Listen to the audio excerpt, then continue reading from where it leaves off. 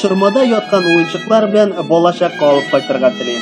Казанның Дәүләт сәнгать музеенда Казан чырмасы дип аталган күргәзмә ачылды. Аның авторы Елена Титова эшләрендә совет чоры уенчыклары куллана. Йомшак аюлар, курчаклар, куяннар. Рәссамның кулланган төп ысуллары рәсем, коллаж һәм инсталляция.